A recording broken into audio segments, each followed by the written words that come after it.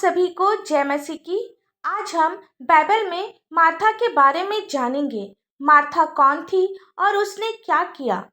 मेरे प्रियो, मार्था लाजर और मरियम की बहन थी। ये तीनों यरूशलेम के पास बैतनिय्याह गांव में रहते थे। मार्था, उसकी बहन मरियम और उसका भाई लाजर यीशु के अच्छे दोस्त थे। यीशु इन तीनों से बहुत प्यार करता था। लूका रचित सुसमाचार 10 अध्याय का 38 से 42 पद में हम देखेंगे कि मार्था मेहमानों का अच्छा ख्याल रखती थी। एक बार जब यीशु उसके घर आया तो मार्था यीशु के खाने के लिए बहुत सारी चीजें बनाने में लग गई और सारी तैयारी में व्यस्त हो गई। लेकिन मरियम यीशु के पास बैठकर उनकी बातें सुनने लगी। मार्था मरियम से थोड़ा नाराज हो गई और अचानक प्रभु यीशु से बोली, हे प्रभु, क्या तुझे कुछ भी चिंता नहीं कि मेरी बहन ने मुझे सेवा करने के लिए अकेला ही छोड़ दिया है? इसलिए उससे कह कि मेरी सहायता करे। प्रभु ने उसे उत्तर दिया, मार्था, हे मार्था, तू बहुत बातों के लिए चिंता करती है और घबराती है, परंतु एक बात आवश्यक है और उस उत्तम भाग को मरियम ने चुन लिया जो उससे छीना ना जाएगा। यहाँ हमने देखा कि मार्था प्रभु की सेवा को लेकर चिंतित और परेशान थी, लेकिन यीशु ने कहा मरियम को उसके चरणों में बैठकर उसका वचन सुनने का निर्णय बेहतर है। यीशु वचन सुनने को उत्तम भाग कहते हैं। हम मार्था के बारे में एक वचन में और देखेंगे। यूहन्ना रचित सुसमाचार 11 अध्याय का 1 से लेकर 27 पद।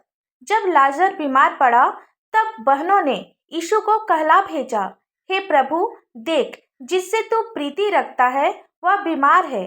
यह सुनकर यीशु ने कहा, यह बीमारी मृत्यु की नहीं, परंतु परमेश्वर की महिमा के लिए है, कि उसके द्वारा परमेश्वर के पुत्र की महिमा हो। लेकिन यीशु उसे ठीक करने के लिए समय पर नहीं पहुंचा। जब लाजर की मृत्यु के 4 दिन बाद यीशु बैतनिय्याह पहुंचा तो मार्था उससे मिलने के लिए दौड़ी और बोली, हे प्रभु, यदि तू यहाँ होता तो मेरा भाई कदापि ना मरता। और अब भी मैं जानती हूँ कि जो कुछ तू परमेश्वर से मांगेगा परमेश्वर तुझे देगा। यीशु ने उससे कहा, तेरा भाई फिर जी उठेगा। मार्था ने उससे कहा, मैं जानती हूँ कि अंतिम दिन में पुनरुत्थान के समय वह जी उठेगा। यीशु ने उससे कहा, पुनरुत्थान और जीवन मैं ही हूँ। जो कोई मुझ पर विश्वास करता है वह यदि मर भी जाए तो भी जिएगा, और जो कोई जीवित है और मुझ पर विश्वास करता है वह अनंत काल तक ना मरेगा। क्या तू इस बात पर विश्वास करती है? मार्था ने कहा, हाँ, हे प्रभु, मैं विश्वास करती हूँ कि परमेश्वर का पुत्र मसीह जो जगत में आने वाला था वह तू ही है। मेरे प्रियो, हमें मार्था के विश्वास पर ध्यान देना है। उसे दृढ़ विश्वास था कि यीशु लाजर को बीमारी से ठीक करेगा। यीशु के देर से पहुंचने पर भी मार्था का विश्वास कम नहीं हुआ। मार्था को विश्वास था कि पुनरुत्थान के समय उसका भाई जरूर जिंदा होगा, लेकिन यीशु ने खुद कहा, पुनरुत्थान और जीवन मैं ही हूँ। जो कोई मुझ पर विश्वास करता है वह मर भी जाए तो भी जिएगा। इससे उसे यह भी विश्वास हो गया कि यीशु के पास लाजर को जिंदा करने की ताकत है। आगे हम वचन में देखेंगे कि यीशु ने लाजर को जिलाया। मार्था से हमें यह सीख मिलती है कि वह मेहमानों की अच्छी देखभाल करती थी। यीशु ने उसे समझाया कि वह जो सोच रही है वह गलत है, तो उसने अपनी गलती मानी, और सबसे बड़ी बात यह है कि उसे यीशु पर विश्वास था। लाजर के मृत्यु के बाद भी मार्था का विश्वास यीशु से कम नहीं हुआ। पर क्या आज हमारे पास ऐसा विश्वास है? जब हम अपने विश्वास को मजबूत करेंगे तो परमेश्वर के बड़े बड़े चमत्कार को अपने जीवन में देखेंगे। आज हमें अपने समस्याओं को परमेश्वर के सामने रखना है, जिस प्रकार मार्था और मरियम ने रखा और यीशु ने उनकी सुनी। आज परमेश्वर भी हमारी समस्याओं से हमें बाहर निकालेगा। आइए हम सब प्रार्थना करें। धन्यवाद धन्यवाद धन्यवाद हो पिता परमेश्वर। Hallelujah hallelujah hallelujah. स्तुति स्तुति स्तुति हो महान जित परमेश्वर, राजाओं के राजा, प्रभु के प्रभु। मैं आपको लाखों लाख धन्यवाद देती हूँ पिता परमेश्वर। हम प्रार्थना करते हैं पिता परमेश्वर, जितने भी लोग आपकी प्रार्थनाओं को सुन रहे हैं पिता परमेश्वर, पिता आप एक एक की आवश्यकताओं को पूरा कर पिता परमेश्वर। पिता एक एक के विश्वास को आप मजबूत कर पिता परमेश्वर। जिस प्रकार मार्था और मरियम का विश्वास मजबूत था, आप हमारे भी विश्वास को मजबूत कर पिता।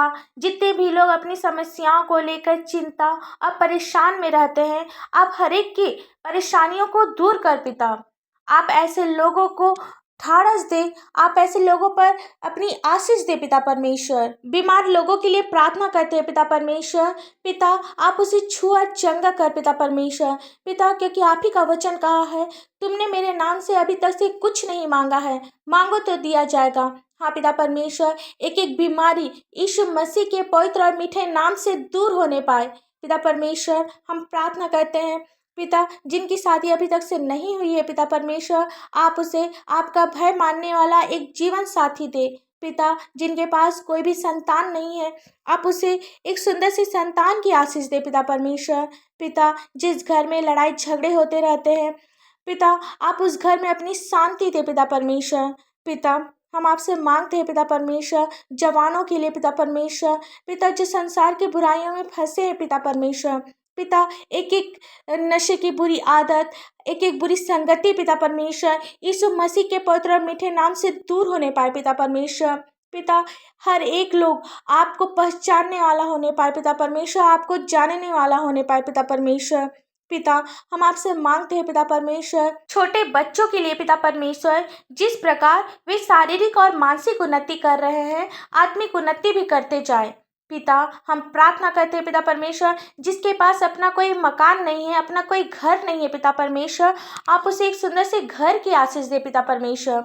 पिता जिनके पास कोई भी नौकरी नहीं है पिता परमेश्वर, अपना जीवन यापन करने के लिए कोई साधन नहीं है पिता परमेश्वर, पिता आप उसे एक सुंदर से नौकरी की आशीष दे पिता परमेश्वर। पिता हम प्रार्थना करते हैं पिता परमेश्वर, आप अपनी आशीष हर एक लोगों पर दे पिता परमेश्वर। और आपसे क्या मांगे, इस प्रार्थना को आपके मीठे और पवित्र नाम से मांगते हैं। दया से सुन और स्वर्ग राज में ग्रहण कर। आमीन। परमेश्वर का यह वचन आप सभी के पास पहुंचे, इसके लिए आप हमारे इस चैनल को लाइक, शेयर और सब्सक्राइब कर दीजिए। धन्यवाद।